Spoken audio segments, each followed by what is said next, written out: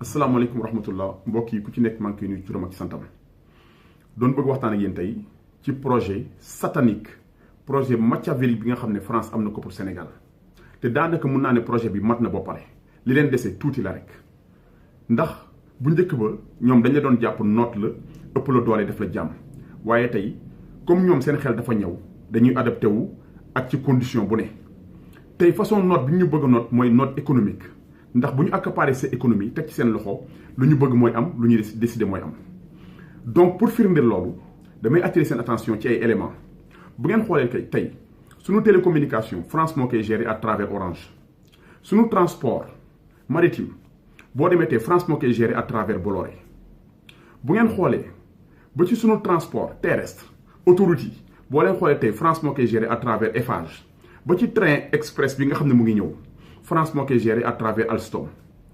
loolu pareeguñ ci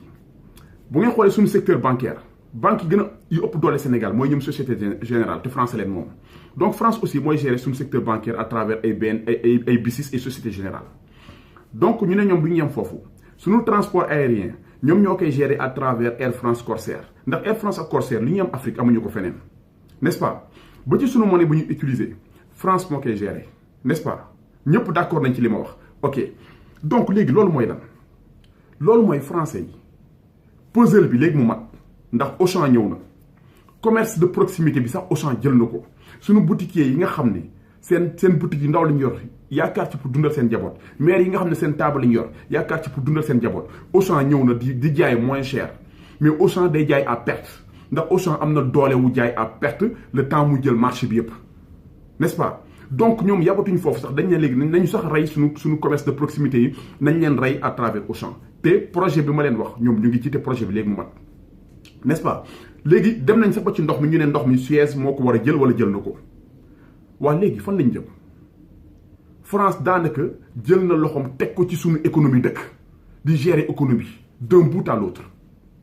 léegi ñun ban kàddu lañu am ban souveraineté lañu am bëggatuma sax dégg ñuy waxu souveraineté nous ne sommes pas souverains gis ngeen li ñu bëgg bis bu amee te léegi mu mat wax naa leen ko jaratul sax nit di jur doom Sénégal ndax boo fa juree doom ci njaam lay juddu ci njaam lay màgg ci njaam lay dee maa ko wax et puis c'est la vérité donc nañu yeewu ñun Sénégal nañu yeewu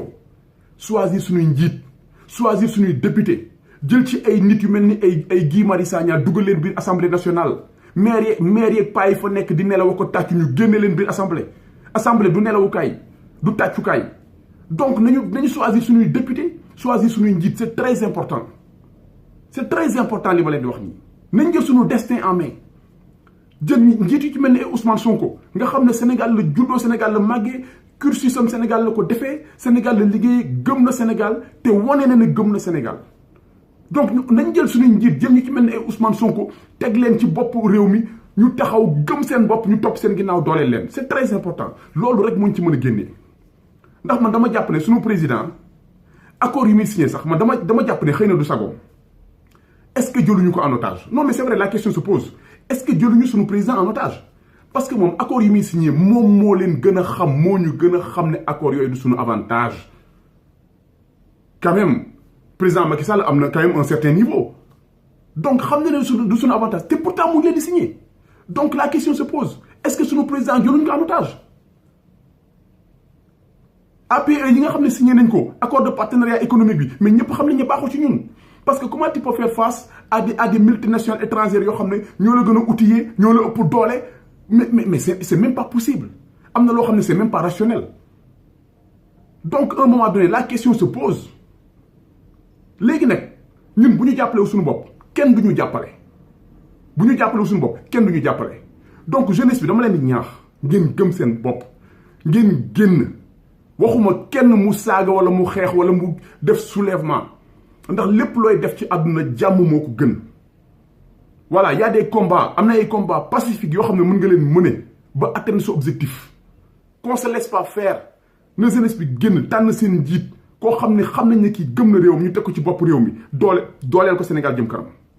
c'est très important ndax mobilisation mën nañu mobiliser wu parce que bu nawetaan yi jotee stade yi day fees dell bu làmb amee stade yi day fees dell keroog combat Balla Gaye bi ak Gris Bordeaux bi amitié dafa fees dell donc jeunesse bi mën ngeen mobiliser wu wane ngeen ko à maintes reprises donc na ngeen mobiliser wu parce que lii moo ëpp solo affaire yooyu yëpp on parle de votre avenir c'est très important waaw foofu nag tey laa doon waxee donc naan leen ba beneen yoon incha allah bu dee kàddu yi am na ñoo xam ne ëtt na leen doomu aadama matul dañuy jéem rek donc di jégalu bu baax ne leen ba beneen yoon incha allah jërëjëf.